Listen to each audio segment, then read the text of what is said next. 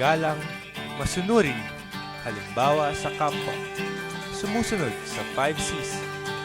Totoo. Sa mataas na paaralan ng Ateneo de Manila, ipinagkakaloob ang Gawad St. Stanislaus Cosca sa mga natatanging mag-aaral na tumanggap na markang A sa pag-uugali sa lahat ng kanilang mga asignatura sa isang markahan. Pinatunayan nila ang pagiging huwaran sa pag-uugali sa paaralan sa pamamagitan ng di pagkakaroon ng anumang tala o record ng pagdidisiplina tulad ng jog, poste at suspension sa buong markahan. So sir, ano ba talaga yung tunay na sukatan ng pagiging Cosca awardee? Okay, sa Cosca Award, maganda na puntahan natin yung student handbook nyo, 2007 revised edition. Sa page 90, nakalagay dito, the St. Stanislaus Cosca Award is given every grading period to a student who, number 1, receives a grade of A in conduct in all subjects including the homeroom and APSA conduct mark, and number 2, does not incur any offense, jog, post, or suspension during the grading period. A student who is on disciplinary probation during the grading period is disqualified from receiving. Para magkaroon ka ng Cosca, dapat sip-sip ka sa teacher mo. Siyempre, para magka-A ka, diba? Tahimik ka, pero kung hindi ka kilala ng teacher mo, wala na. Yung Cosca kasi hindi lang yan, like, just being quiet in class. You have to recite also, and you have to make sure that the teacher likes you also. Kailangan sumisip sa teacher para magka-Cosca ka. Self-discipline, yung kailangan. Malamang kailangan magpakabait ka, tsaka kailangan medyo sumipsip ka rin. Pakita mo sa teacher mo na importante yung subject, tapos nakikinig ka at all times. Pakabait, pati sumipsip. Maging matahimik ka lang para hindi ka marinig sa apps. Pakabait! Yeah! Dapat hindi ka masanction, dapat lagi kang mabait. Huwag kang pasanction. Kailangan ko ng buti mo galing. Sundan lang yung mga guro. Gumawa ng homework. Okay, kami dito sa APSA office, I put premium on doing something good and not just avoiding the bad or avoiding getting sanctions. Award yan, you have to earn it. Meron kang gagawing mabuti na yun yung magdedetermine na Cosca Award itong taong to. Ako masusunod, mas gusto ko sana mag-focus doon. Ano ba yung mga nako-contribute mo sa school, sa ibang tao, paano mo napapakita yung being a person for others mo, and not just not getting sanctions. Sana yun yung focus mo. Respectful, mabait, hindi natutulog, true to oneself.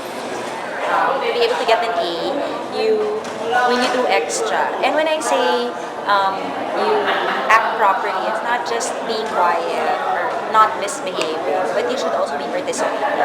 So A would be like exceptionally well.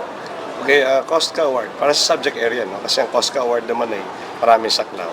Para sa subject area, ang hinahanap sa isang estudyante para magkaroon ng A sa conduct sa isang subject area, tulad kung halimbawa, ay mahusay na asal, kanya, yung akma para sa signatura ko, kung kailangan ko maging bibo siya, kung kailangan ko makinig siya. Kaya pati sa akin, yung mga tahimik na tatamlay-tamlay naman at parang hindi sumasali. Siguro yun, kasali. Kasali sa klase. Pag kasali, kaya nanahimik siya kung kailangan manahimik at umiimik siya kung kailangan umimik. Siguro yun ibig sabihin sa akin pag A sa conduct sa klase ko, sumasali. So, the conduct marks that we give, teachers should follow what's in that. Thank you. Sila ang mga mag-aaral na bukod tanging naging modelo ng pagiging tao para sa kapwa. Sila rin ang mga sumusunod sa 5Cs ng mataas na paaralan ng Ateneo de Manila. Dito sa Ateneo, hindi lamang ang kahusayan sa larangang akademiko ang binibigyang pansin. Nagte-text ka ba sa klase? Minsan. Maingay ka ba sa klase? Minsan. Musunod ka ba sa haircut rule? Hindi, minsan lang. Pag kailangan na talaga. Nagte-text ka ba sa klase? Hindi. Nandaya ka na ba ever? Oo naman. Maingay ka ba sa klase? Minsan. Nagte-text ka ba sa klase? Hindi. Nakikipag-away ka ba? Dati. Nangungulit ka ba ng kaklase? Paminsan. Nangungulit ka ba ng classmate? Hindi. May sinapak ka na ba sa school? Oo. Palagi mo ba suot yung ID mo? Oo. Sumusunod ka ba sa haircut rule? Hindi. Habangan ng buhok eh. Hinihirita mo ba yung teachers mo? Hindi. Next ka ba sa klase? Hindi. Nangaharot ka ng kaklase? Minsan din. Nagtitext ka ba sa klase? Every subject. Kumakain ka ba sa klase? Oo, syempre. Gagawa ka ba ng teacher? Oo naman. Pumihirit ka ba sa teacher sa klase? Every day. Nambabackstab ka ba ng teacher? Lagi. Pumihirit ka ba sa mga teacher?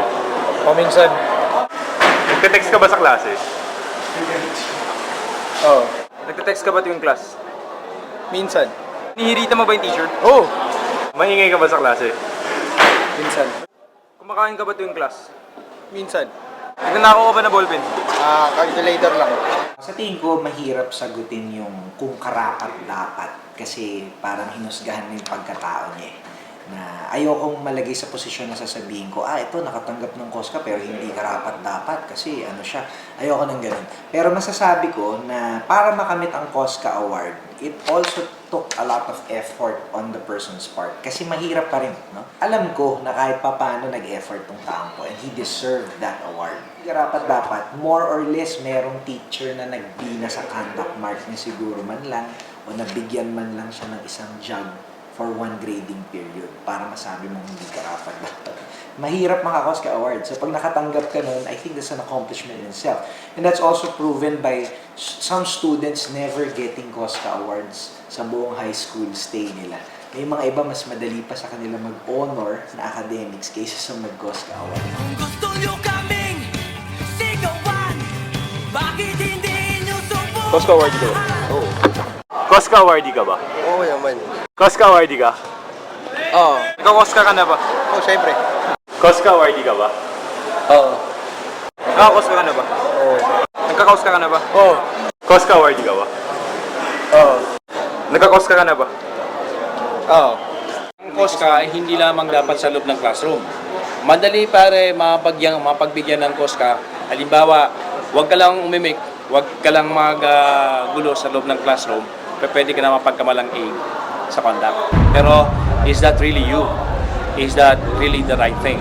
Ikaw ba talaga yon? Yun ba talaga ang essence ng COSCA? Dapat. Okay? Kasi dapat hindi pa rin nililimita doon sa certificate o kaya sa medalya. Yun, dapat malawak ang ating pag-unawa doon. Okay?